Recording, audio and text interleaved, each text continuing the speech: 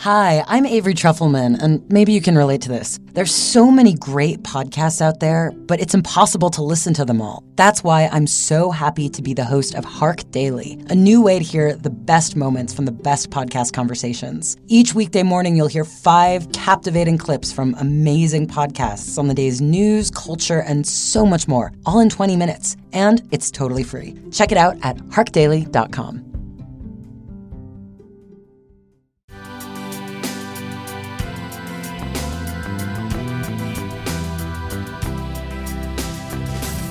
None of these people see themselves as victims or see themselves as less than.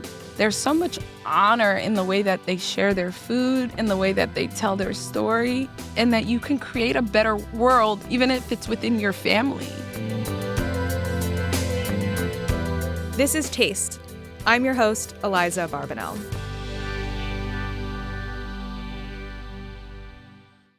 Hawa Hassan is a chef, the founder of Bas Bas Foods, and author of the James Beard Award-winning cookbook In Bibi's Kitchen. She spent the past several years reporting an ambitious new book, Setting a Place for Us, recipes and stories of displacement, resilience, and community from 8 countries impacted by war. We had her into the studio to talk about her research and lengthy reporting process. Hawa Hassan, this is Taste. Thank you for coming on the podcast. Thank you so much for having me here. It's a delight. It's so fun to have you in the studio, and I'm really excited to talk about your new book, Setting a Place for Us. Before we talk about the book, I want to give a little bit of context into who you are, and I'm wondering if you could tell me a food memory that you have from growing up.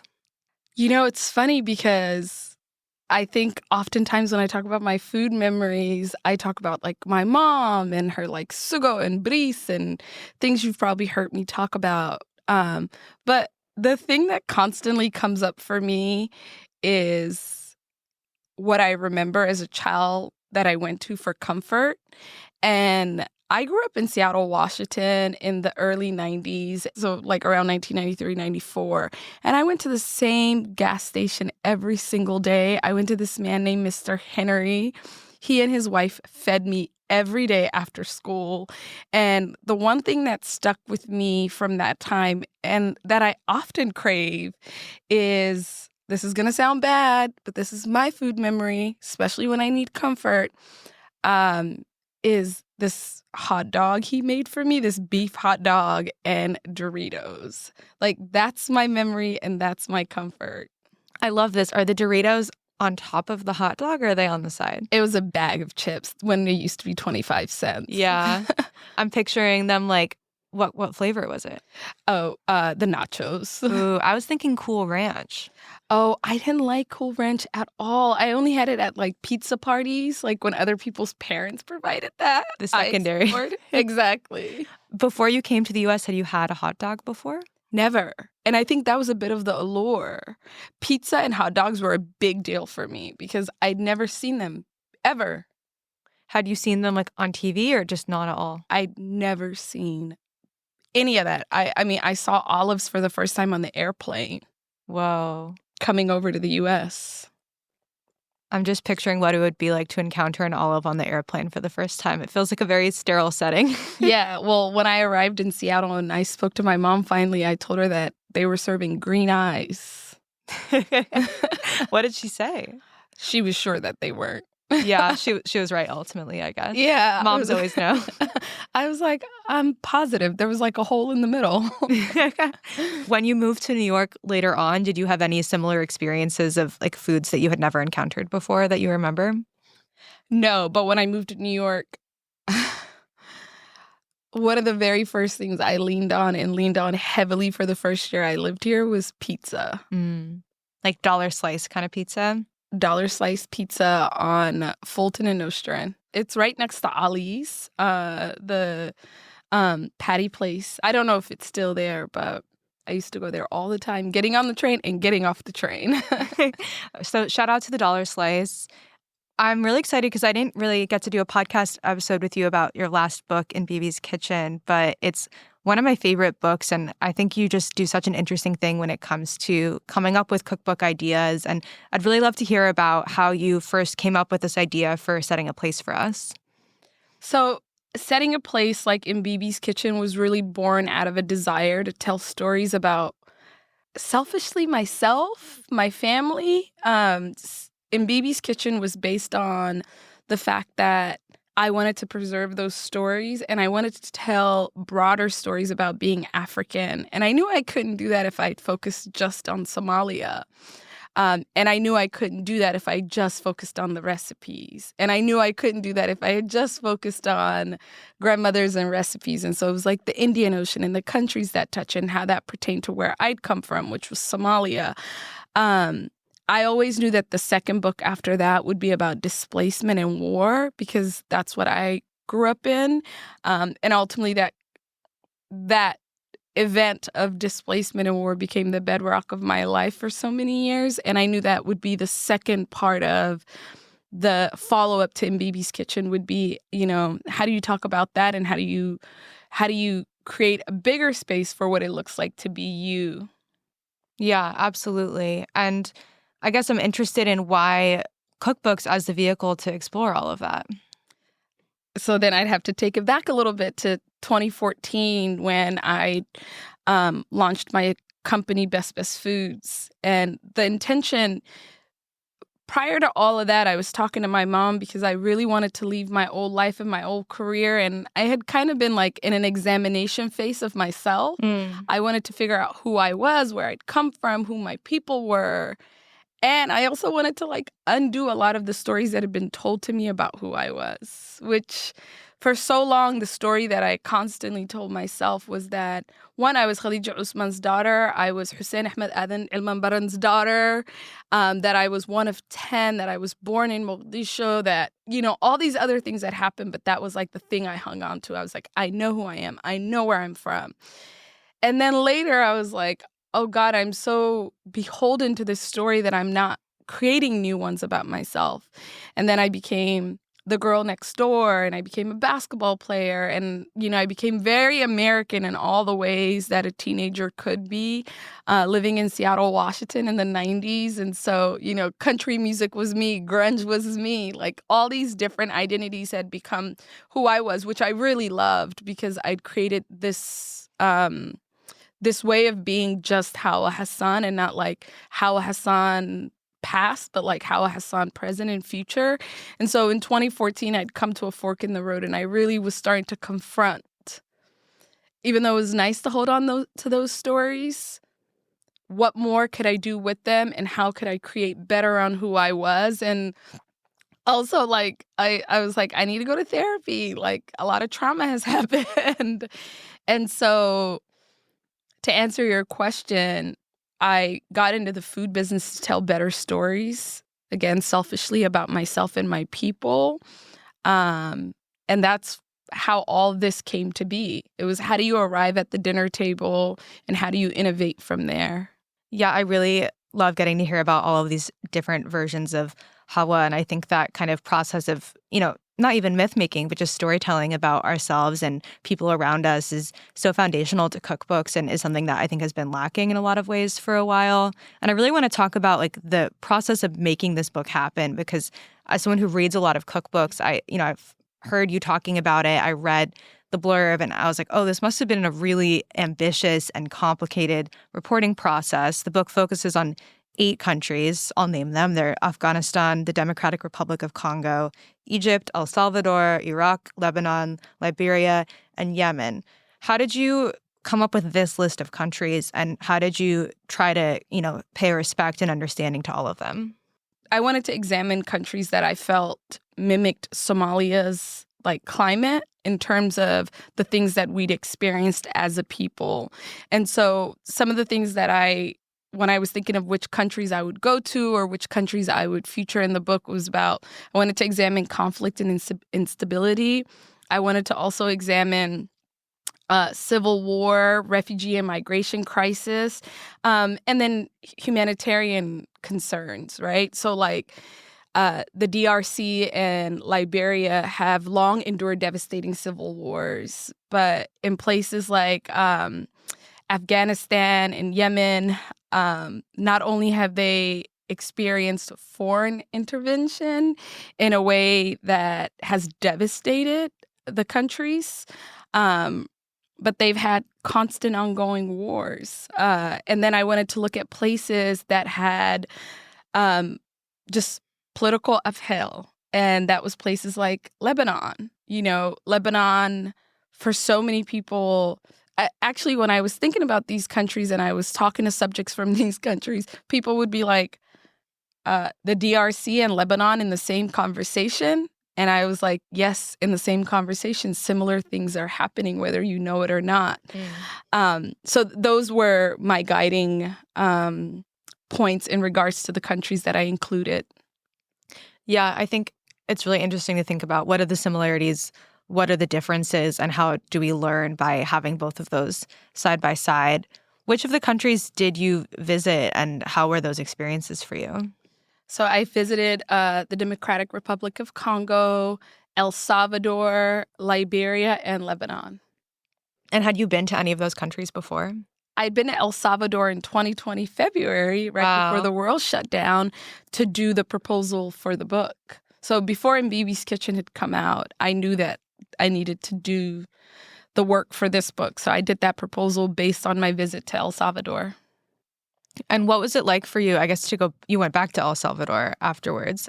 Did you notice similar things or have different experiences? Well, the nice thing was that I'd had the subject that I wanted to feature. I'd had the friendships in the community that I'd created. And I went back in March of 2022, so 2 years had passed. It was interesting to see how the climate had changed. Bitcoin had become the way of life and the money of the place. And so Really? So that was interesting.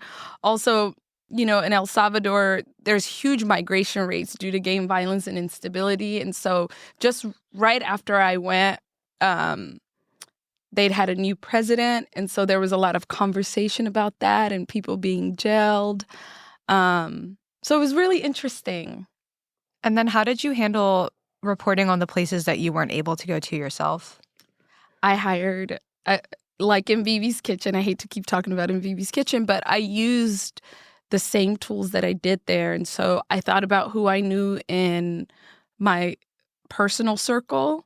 And then from there on, I was like, okay, we're only about 6 degrees removed from the person that I need if I didn't already know them. And so I got in touch with photographers. I got in touch with local reporters. I got in touch with friends who were from these places. And so the DRC, even though I went there, my friend who did the cultural editing for the book was the person who ultimately connected me to some folks on the ground. And so it was just word of mouth and friends and community members that I was able to tap into. Yeah, I think reading the book, there's so much kind of cultural knowledge and history that you're setting up, and then it also accompanies these recipes. How did you think about wanting to have the kind of reported essay and recipe parts of each chapter connect? Did you come up with a list of recipes that you wanted to have from each country, or did it kind of come later? I think a lot of that actually was based on, naively again, I kept thinking, what would an Egyptian kitchen look like? If you were to have dinner at an Egyptian person's home, what is the thing that they're going to make for you? And the same for a Lebanese, the same for a Congolese person from the DRC, same for a Liberian. And what from there I did was choose the top 8 recipes that would be reflective of that culture. And then I took it a step further and I went to the people that are from these places and I said, hey, Omar, does this reflect a Lebanese kitchen? And the answer often was yes. And then sometimes there would be things like if you're going to talk about that soup, it needs to be a day such and such soup. Like you have to tell us what's in the soup. And so writing of the recipes was a bit interesting because there were cultural contexts that would be in the title. And so that was fun to learn and figure out and then put into our recipes and interpret into our recipes. And then I worked with a recipe developer, and we continued developing the recipes over and over until we felt that it was reflective of a Egyptian kitchen or a Lebanese kitchen or a Liberian kitchen. Yeah, I think that context is so interesting because also I would imagine sometimes it's if you're doing this dish it would always be served with this other thing on the table. And so that dish needs to be included as well. There's so many kind of overlapping pieces. Right. And you'll see that in the book where, like, there might be a standalone recipe, but then I reference it goes best with this other thing. Mm-hmm. As the summer travel season approaches, I'm excited to let you know about 2 upcoming Taste Travels, our immersive travel series hosted by cookbook authors and me, Matt Rodbard. On June 15th, I will be joining the Mediterranean dish author Susie Carace in Barcelona for an incredible week of culinary tours, cooking classes, and plenty of wine and jamon. And on September 15th, I will be joining author and baker Mauricio Leo of The Perfect Loaf for a tour of northern Italy. We will visit artisanal Parmigiano Reggiano and balsamic vinegar producers, take a masterclass in the art of panettone, and of course, eat plenty of stuffed pasta and mortadella in and around Emilia-Romagna. Both trips are nearly sold out and closing soon. If interested, write into hello@tastecooking.com and we will get you the information. That's hello@tastecooking.com. I hope to see you on one of our taste travels this summer.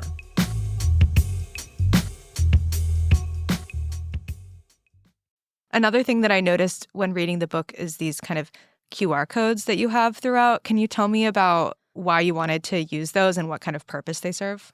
Yeah, I like to think of myself as a student. I like to think of myself as a window into other worlds. And oftentimes I found that when people speak to me, they either shy away, even if it's the pronunciation of my name, they like shy away and then ask me for permission how to say it. And I really wanted to give people permission from the get-go to say, you have the tool, here it is, let's learn it together. And that's where that came from. But it also just comes from wanting to call things by their name and not wanting to like water it down. Yeah, so the QR codes, when you scan them, it takes you to an audio file of pronouncing the recipe names. So people know how to refer to all of these things. And I think it's really smart because even like myself as a child, I love to read and I would always be mispronouncing these words that I would encounter in a book but that nobody would say in real life. And my parents would have to correct me. I think especially for a book that has so many different languages, it's a really like thoughtful step to include.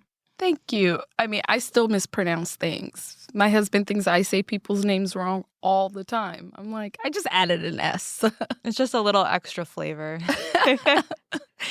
I'm curious, when you were reporting this book, either traveling at these countries or, having conversations and meals with people here in New York, did you have any like meals that were especially memorable or meaningful to you?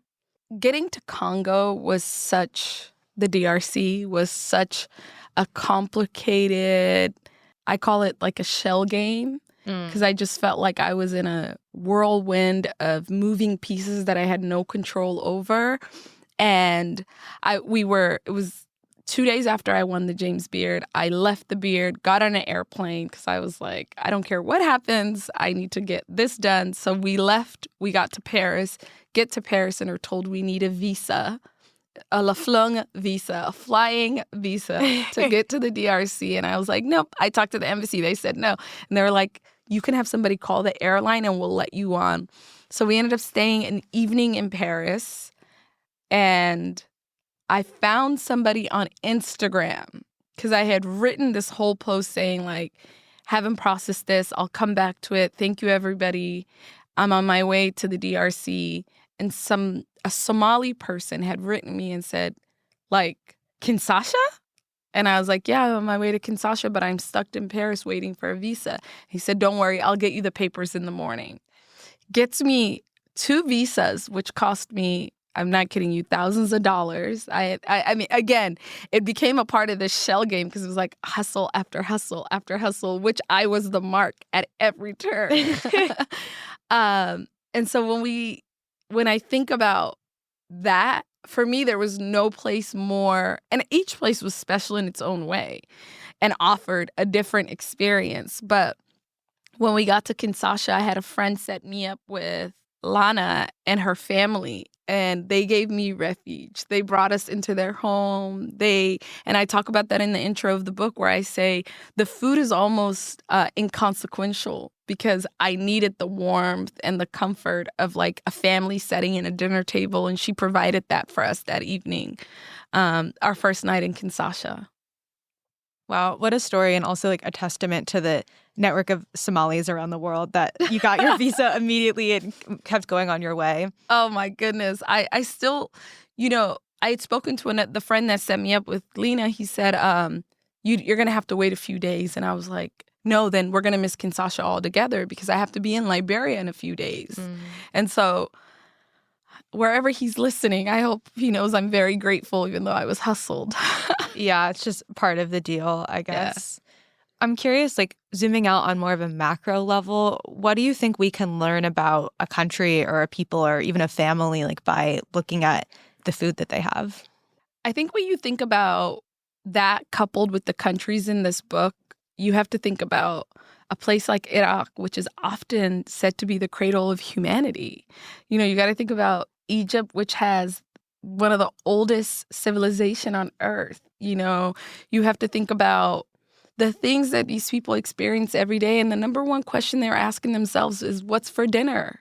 How are we getting the kids to school? And I don't want it to be lost on anybody that none of these people see themselves as victims or see themselves as less than. There's so much honor in the way that they share their food, in the way that they tell their story. And I think the takeaway here can be that you are no victim of the times, you are no victim of your circumstances, and that you can create a better world, even if it's within the one that you live in, even if it's within your family. Yeah, I think that's really important. And it makes me think about, at the beginning of this episode, you said that it's almost a selfish impulse for you to be wanting to do this book. I would say it's kind of the opposite of selfish, but I'm curious if as a Somali person, as a Somali refugee, if you kind of feel differently about that part of your own background, like after speaking with all of these people who share this kind of common experience. I don't. I mean, I feel, for so long, I wanted to move away from that part of myself. And I just wanted to be so close to what everyone else was, which is just like the girl next door, that eating identity. hot dogs. Yeah, eating hot dogs and my Doritos. But I don't feel any different. I think, if anything, I feel proud. I feel a deep sense of pride in who these people are and our connection and our similarities and the kindness in which we show up in the world and how we greet one another and the way that we share is just so different from the West. And so I feel, if anything, much more closer to that older identity of mine than I do further from it. I'm curious also if your own home cooking has changed after working on this book, if there are any like recipes or techniques that you find yourself like cooking at home that maybe you weren't doing before. Yeah, I think. Do you cook at home also? Yeah. Yeah. Oh, okay. yeah. I figured, but I was like, maybe I shouldn't be assuming. No, we cook it's so funny. I asked I'm getting off subject, but I asked my husband the other day, I said, what are you proud of so far this year? And he told me 3 things. And he's like, what are you proud of? And my number one was that we just eat at home. We eat all our food. We don't allow our food to waste, which is a big step for me because I love to grocery shop. I need a market every day. We cook a ton at home. My husband cooks a ton. I think when I was enthralled in the world of in Bibi's kitchen, I made a lot of foods that were reflective of the Indian Ocean, and I used a ton of those spices. And some of those spices are reflected in setting a place for us.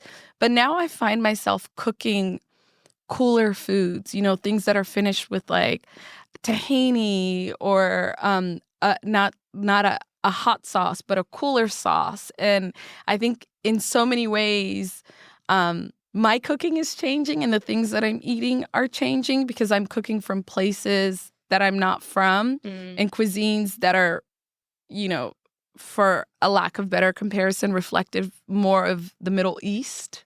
That's really interesting. I love thinking about like warmer versus cooler foods, but I see what you mean about like a warming spice blend versus something that has different spices going on. Absolutely.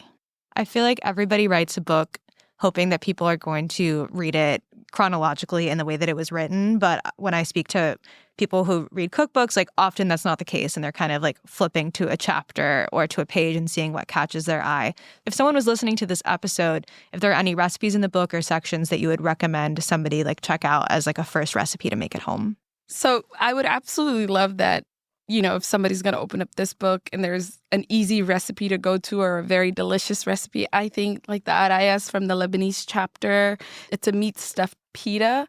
It's delicious. It's warm. It's got great flavors like toasted nuts, ground beef, a 7-spice mix, which I feel like now everybody has a 7-spice mix in their pantry. Well, if they don't, I think it's a worthwhile addition, especially to make this recipe. Totally. So you said that you had this second book in mind even while you were still finishing in BB's Kitchen. I don't mean to take away from this moment of book release, but I am curious if you have another book idea or like the next thing that you're kind of interested in working on. Funny that you asked. We did not plan. Yeah. Yeah, actually, I have 2 books that I'm currently working on. One about an examination of lunch hour globally, and then one that's focused more on ritualistic eating. What is ritualistic eating? Like, what do you eat when? What do you eat when the king dies? What do you eat when you give birth? What do you eat when you talk to God? Oh, okay. I'm excited about both of these, but especially ritualized eating. I think there's so much meaning and value and like mysticism in that. Are you doing both of the books at once? Yes, and I'm doing them with a dear friend and a bestie so that we can get them together. So the next 2 books have a similar structure to Setting a Place for Us and in BB's Kitchen. It's about global eats. I imagine your Google Docs or however you're managing things has a lot of interviews and people and places like all in different sections.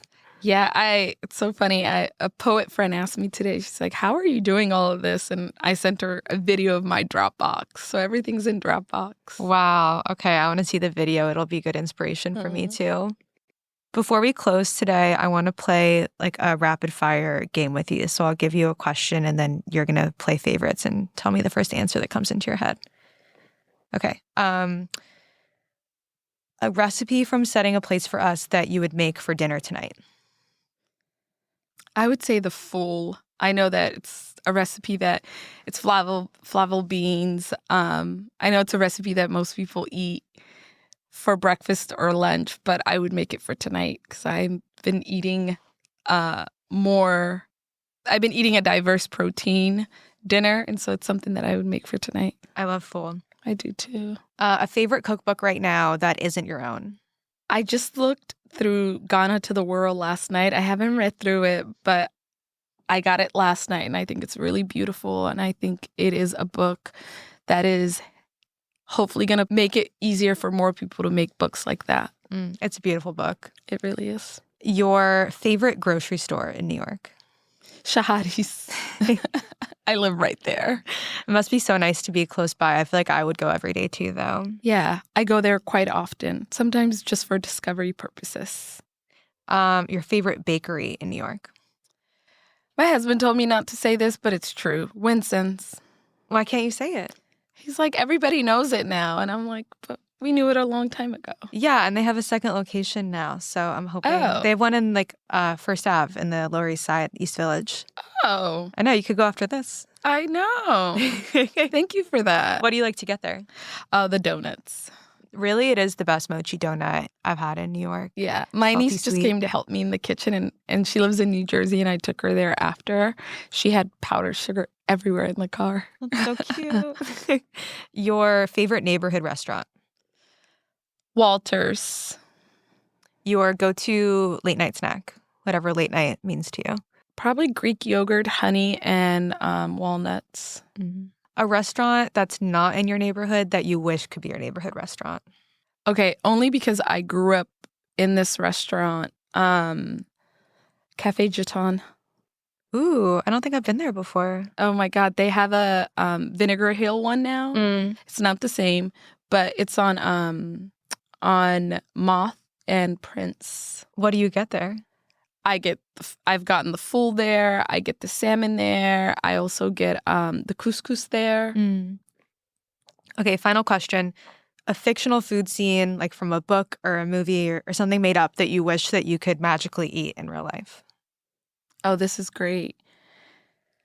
Probably the second season of Master of None. I think there's so many great food scenes and episodes in there. I love episode 1, where he's learning to make pasta. I love episode 2 when his friend comes to visit and they eat at Massimo's restaurant. And then I love I think it's episode 7, the Thanksgiving episode, where, they're going over him and Denise's friendship and the many different versions of Thanksgiving that they've had together. It's warm, intimate, and it's just beautiful storytelling. Wow, I haven't thought about that show or that season in a minute, but I love that you're referencing specific episodes. It makes me want to go back and rewatch it. You have to watch it. I'm going to want to eat pasta afterwards, I think. Yeah. Or a lot of ice cream. Yeah, all of the above. Hawa, thank you so much for coming into the studio and talking about your new book. I really appreciate it. Thank you for having me. Mariam Jelani, welcome to This Is Taste. How are you? Good. I'm so happy to be here. Well, I'm thrilled to have you on the show. I absolutely love your work, your journalism. You've written a number of amazing stories for Taste, and really this book, Pakistan, is such an incredible editorial work. It's exactly the types of books that I love to read. I like to strive to make books like this. It blends deep journalism with great editorial photography and reportage. And I just learned so much about Pakistan in reading it. And so major congratulations. It's so good. Oh my gosh, thank you so much, Matt. It means a lot. As you know, I got my started food reporting at Taste, so it's been a long road. And I'm so glad that you, that you enjoyed the book. Well, you have to pick it up, listeners. Pick it up, and I have the link in the show notes. You got to buy this book. It's remarkable because cookbooks come in many forms. This one is one you read. I mean, there's incredible reporting and stories from all over Pakistan. We're going to go over the multiple regions you cover. You have a deep connection to it, but just from the jump, why was this book needed to be written? Well, I've been thinking about this book for a very long time. I think aside from this book and the very also like another Pakistani cookbook that just came out, Zareen's Kitchen, out of the amazing Pakistani restaurant in the Bay Area. I think the last Pakistani cookbook to be published by an international publisher was in 2016. It was Summers Under the Tamarind Tree by Sumaya Ismani, a beautiful book. So just based on the fact that it was a while ago, so there's been a huge dearth of cookbooks on Pakistani food, despite the fact that we've seen an explosion of international cookbooks in the past several years in the States. You find lots of cookbooks on Iranian food, lots and lots of cookbooks on Indian food, to the point where you see Indian cookbooks have started to branch out into regional cuisine. There's an Afghan cookbook, a Sri Lankan cookbook, and there just wasn't like an absence of a Pakistani cookbook that was published in the United States. And while like Sumaya and Zareen's cookbooks do an amazing job of like spotlighting Pakistani food, personally, what I really wanted was to sort of like, I think a lot of their cookbooks sort of come from their personal experience and their childhood. And what I wanted to sort of bridge the gap was to sort of present a more like complete look at Pakistani cuisine. By no means exhaustive, but just a more like a broader view of what Pakistani food is, and kind of try to make a case for why it deserves its own space on the global culinary map. Yeah, and you really, really, really give it a ton of space, and those books are terrific. They're written from restaurant point of views and more personal point of views, and you take more of a third person documentary approach and really answer a lot of questions I had about Pakistan as a country and about the culture there. Give us a little bit about the background, your background with Pakistan. Yourself, living there and visiting. What's been your journey with Pakistan? Sure. So I was born and raised in Pakistan. It's also where I went to college. So yeah, I was born and raised in Islamabad, and then I did my undergraduate studies in Lahore, which gets its own chapter in the book. And then I moved to the U.S. as a graduate student in 2008. But because of my sort of work in international development, I maintained a very strong connection to Pakistan. I was working on education programs there and would go visit both my hometown Islamabad, but as well as rural parts of the country, um, like several times a year. So yeah, so I've kind of, even though I've been out of the country for like 15 plus years, have a very strong connection to it. And obviously food writing helped continue it, sustain it, even when I stopped working in international development. I think it was a really meaningful way for me to stay connected to the country and sort its evolving food culture. So yeah. Well, you had a really deep insight into the communities outside of the major cities, and it really shows in the book. I mean, very few, English-speaking journalists and English-writing journalists have the ability to travel throughout the country like that. That's why this book is so special. I have a question about just Pakistani cuisine in the United States. Many of our listeners live in the States, and there are Pakistani restaurants, of course, but oftentimes Pakistani cuisine gets lumped into quote unquote Indian cuisine, and Indian restaurants will be serving Pakistani cuisine, and many diners would never know the difference. So how do you negotiate this for your U.S. audience, and maybe give us a couple examples of dishes that you would consider Pakistani in heritage that we might know as Indian cuisine? So I've been thinking about this question a lot. It's a very good question, and it's also a tricky question. I don't think personally and I think other Pakistanis may disagree. I don't think there's any one dish that people can point to and say, "Oh, that's Indian" or "That's Pakistani," because I think we have such a rich shared heritage, and there's so much cross pollination. When you generally ask Pakistanis what Pakistani food is or what Pakistani dish is, they normally point to more like meat heavy dishes, or they'll point to nihari. But nihari likely originated in these Muslim neighborhoods in Delhi, which is the Indian capital. They might point to halim, which is this gorgeous, like very hearty lentil and meat porridge, but you can find that in parts of India as well. There's pai, which is like a very popular dish in Punjab, which of goat. It's like a goat stew prepared with goat trotters. You can find that in India as well.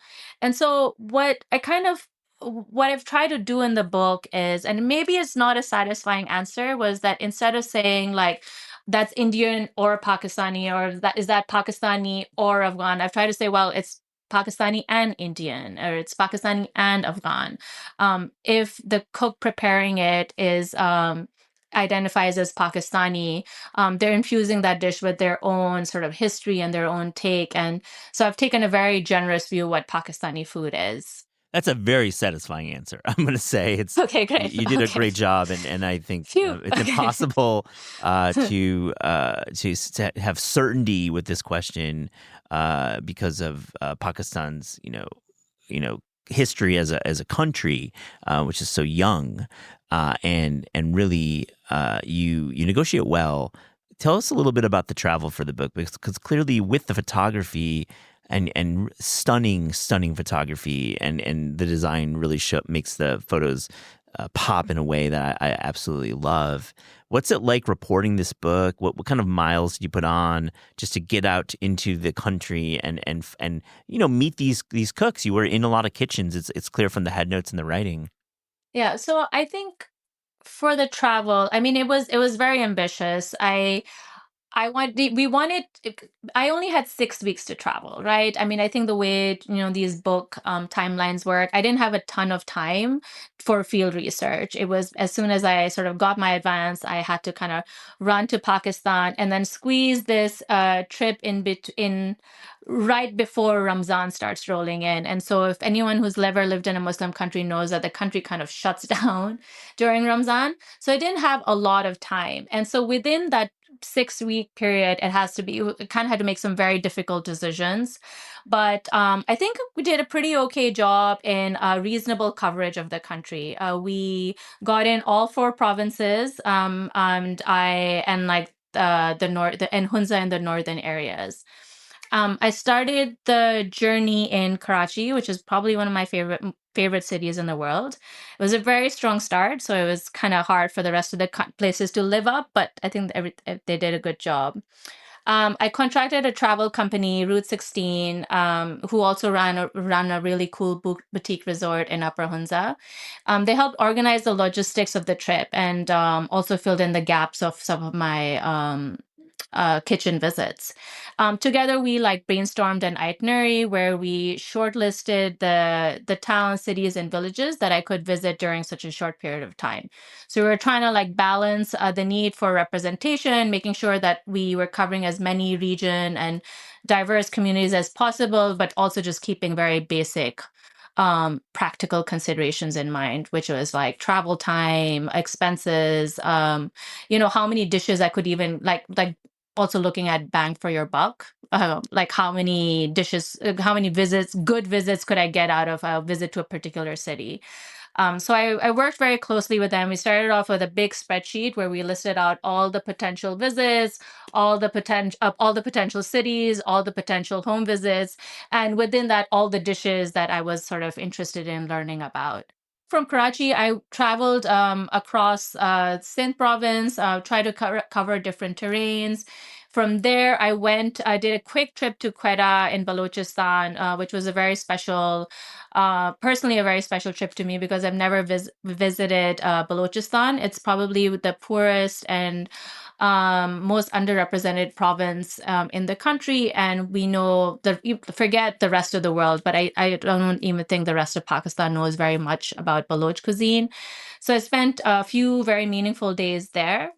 And then from there, I went to southern Punjab and started traveling my way up, mostly through through buses and cars. So I think kind of just it was me and Bali. Then from southern Punjab, we went to Lahore. Then we went to my hometown, Islamabad, did a break there, went to Peshawar, and then kind of closed off the trip in the northern areas. And so you'll find a chapter in the book, which is of these beautiful mountainous terrain. That's where we sort of ended the trip. So yeah, it was pretty epic. I can't believe I did that.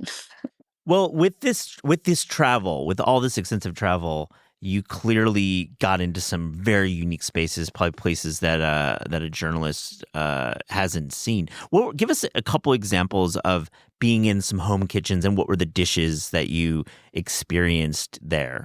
Definitely. So I think I was sort of reflecting on the number of dishes that were directly sourced from these visits. And I would say a solid 60% of the dishes that you'll find in the book were sourced from this trip in Pakistan. Of course, a lot of them include dishes that I learned in my own family home, but there are many that I think that you won't be able to find those recipes online. To sort of give you an example, in Karachi is a very well documented food city, but there I was able to sort of spend the afternoon with the indigenous fishing community. There is a fishing folk activist, Fatma Majid, that one of my college mates was able to put me in touch with. And she taught me two really beautiful dishes that made their way into the book. One is a lovely fish soup, which is flavored with tamarind and a lot of bright herbs like cilantro and dill, and this other and an equally bright and delicious pulao with prawns. So that was a really meaningful visit because it not only like it was a recipes that were closely tied to their community, but again, did a good job of archiving recipes that you're not going to find online. Similarly, in Umarkot in Sindh, the same province, I went further up and I learned a few vegetarian dishes from a Hindu family who's lived there for multiple generations. One of the dishes that makes its way into the book is called Besan ki Sabzi, and it's like a really warm. I'm trying to finding like a simple way to describe it, but it's kind of like a flatbread that's prepared with besan or chickpea flour, and it's spiced with like onion, basic spices, cilantro, chili, and then you cut it up and then you simmer it in a bright tomato sauce.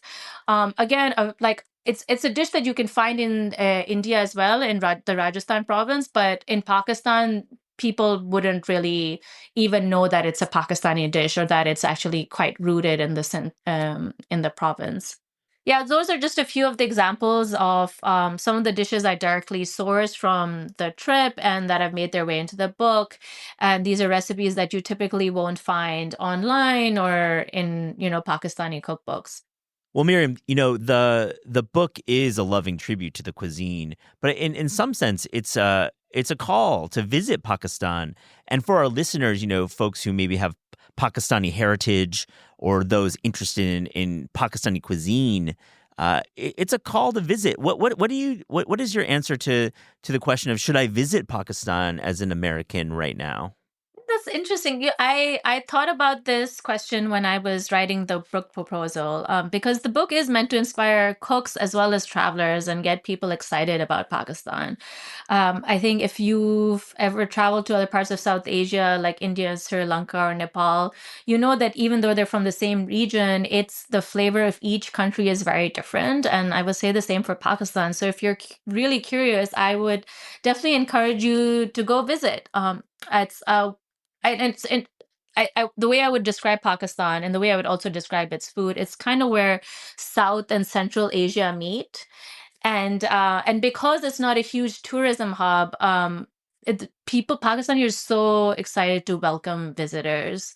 And so yeah, you should definitely visit Pakistan, but you should especially visit if you have a friend or a colleague or any connection, then you must absolutely go. Then you have no excuses. You will get spoiled to death.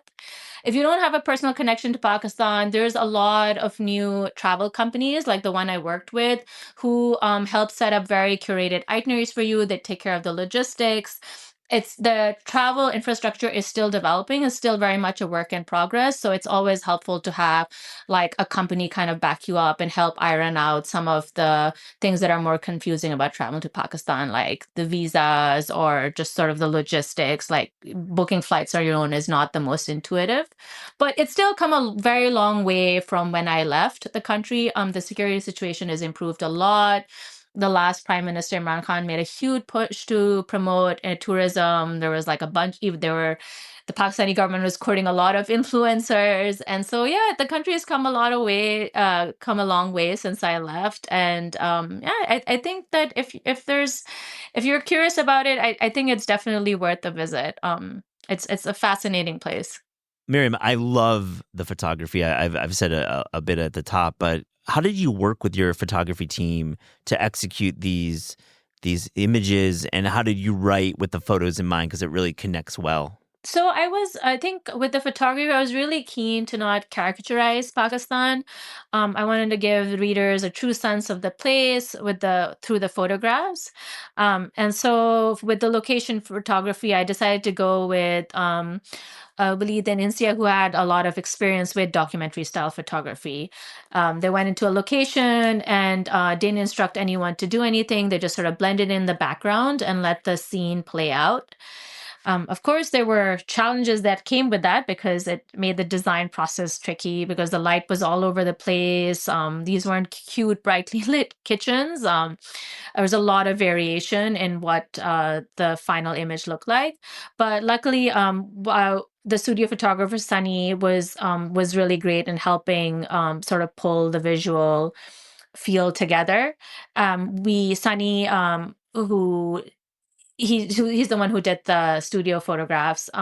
We talked a lot about how we wanted to communicate like a sense of a mother or your aunt or grandmother's table, and so we would sort of do kind of that inspiration from the location photography and try to like apply that into the food styling, the food photography. So you'll see that it's not like a highly stylized.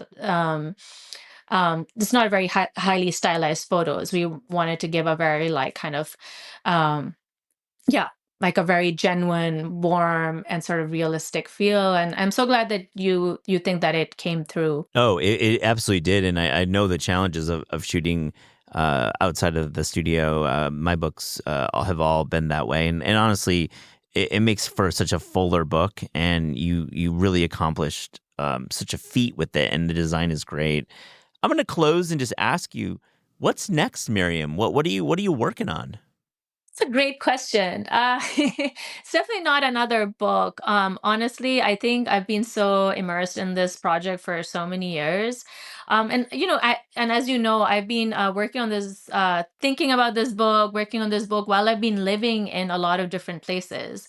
And so I'm really excited to actually kind of look outside of Pakistan and sort of engage in food writing um, outside of the country. Of course, Pakistani food writing is always there and it'll always be close to my heart, but I'm just really excited to sort of engage in like a broader set of issues, broader set, like a bigger geographical area. So yeah, but yeah, happy to just sort of take on a smaller size project for now. So, Miriam, we're picking up the book. Give us a couple recipes that you're just so proud of that you think are really going to be resonate with the U.S. audience, and really dishes that you think we should be making. Okay, so that's a good question. So the one dish that I do think just for the audience in the US, I think you should definitely give the chicken haram masala a try. It's like I love this recipe because it's to me it's really truly I don't want to sound contrived, but it's truly the perfect weeknight dish. It comes together so quickly and it's so full of flavor and it's a great way to use up wilting cilantro and wilting mint, and it's personally like just makes my week weeknight meals so much brighter. So that's definitely one. And then another one, okay, so I begin the book with talking about curry, and I think it may be probably one of my top three favorite dishes in the world. It's a bit more involved. It's at home I would have at growing up I would have it as a weeknight dish, but I think when you're in the States and you don't have like that much dedicated time to cook, might be more of a weekend project. But I actually think it's a beautiful dish. It's fully vegetarian, but it is so filling. It's kind of like, yeah, it kind of warms me up inside. It's these chickpea fritters that are it's pakoras, which I think many of your listeners will be familiar with. It's chickpea fritters that are simmered in this really bright and flavorful yogurt curry. And then you serve it with plain white rice. So it's probably one of my favorite dishes. And yeah, I think that while it may seem a bit more involved in terms of the number of steps involved, is actually quite straightforward to prepare. So there's nothing tricky about preparing it. Like I don't think you're going to go wrong with it. So yeah, it'll take a bit of time, but I think it's worth the effort. Miriam Jalani, thank you so much for joining This Is Taste. Thank you. Thanks for having me.